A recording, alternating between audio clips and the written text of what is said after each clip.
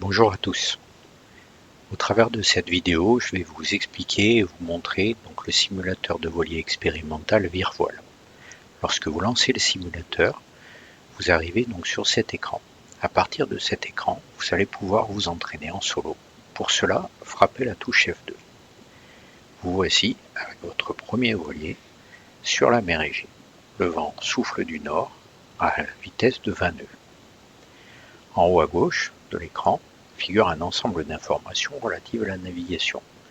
La vitesse par rapport à la Terre, le cap par rapport à la Terre, la vitesse par rapport à l'eau, le cap, la gîte, le tangage, l'angle du vent apparent, la vitesse du vent apparent, la latitude, la longitude. Pour piloter le voilier, cela s'effectue à la souris. En déplaçant votre souris vers la gauche, vous faites bouger le safran pour que le bateau parte à bâbord. En déplaçant la souris vers la droite, vous faites bouger le safran pour que le bateau parte à tribord. Hop. Alors, si vous êtes perdu avec les commandes, sachez qu'au travers de la touche F1 apparaît donc un écran avec le résumé de l'ensemble des commandes. En appuyant sur la touche F1, vous faites disparaître cet écran. Comme vous le voyez, votre bateau n'a pas de voile. Pour hisser la voile, comme indiqué, c'est la touche Shift Page Up. Hop. Voilà, avec ma voile hissée. Alors, pour piloter la voile, de la même façon que tout à l'heure, en fait, en plaçant ma souris vers le haut, je choque. En plaçant ma souris vers le bas, je vais border, choquer, border, choquer. Alors comme vous voyez, la couleur de la voile change. C'est pour vous indiquer si elle est correctement gonflée ou pas. Donc quand la voile faceille, elle est grise, ou alors elle bat. En bordant, elle va se gonfler petit à petit, et donc elle tend vers le vert. Vert de plus en plus foncé, au fur et à mesure donc qu'elle est de mieux en mieux gonflée. Mais si vous bordez trop, elle va tourner vers l'orange, puis vers le rouge, pour vous indiquer qu'elle est décrochée.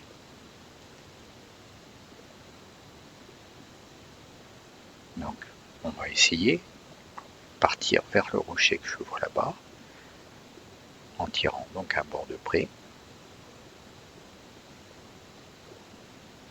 Donc, je borde ma voile, et je vise le rocher que je vois devant. Et je vais aller virer derrière ce rocher. Donc, pour virer, je mets ma barre vers bâbord. Hop, c'est parti. Barre à bâbord. Barre pour bâbord, pardon. Le bateau donc, se redresse, la voile faceille, elle change de côté, et quand elle est gonflée de l'autre côté, je redresse ma barre. Et vous voici reparti sur l'autre bord de près. Alors pour abattre, je vais mettre ma barre pour aller vers sur bâbord, en même temps que je vais choquer petit à petit ma voile, de façon à ce qu'elle ne décroche pas et que mon bateau accélère.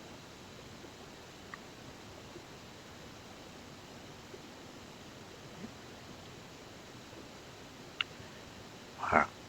Alors maintenant, si je veux me rapprocher du vent arrière, donc je vais continuer à abattre en même temps que je choque, mais bien sûr, au bout d'un moment, ma voile donc décroche et c'est normal. Me voici donc au vent arrière. Si je veux changer en panier, donc je me mets légèrement sur la mauvaise panne, je borde et je relâche. Et me voici sur l'autre mer. Toujours au vent arrière, grand largue.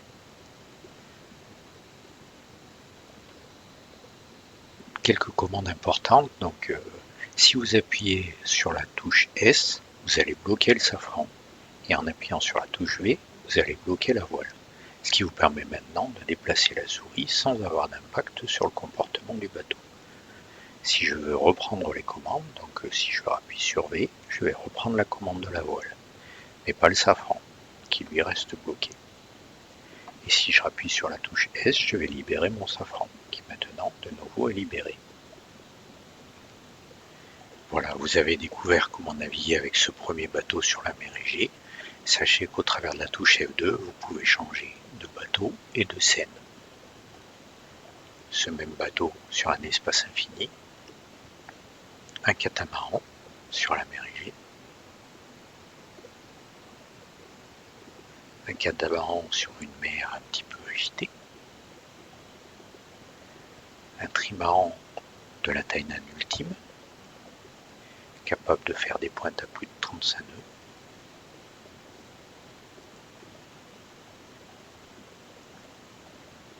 et enfin un bateau de voyage, un Atlantis 360, avec toutes les possibilités de voilure, le tourmentin, la grand voile avec 3 riz, 2 riz, un riz, pleine, le phoque, le génois et le Jenniker.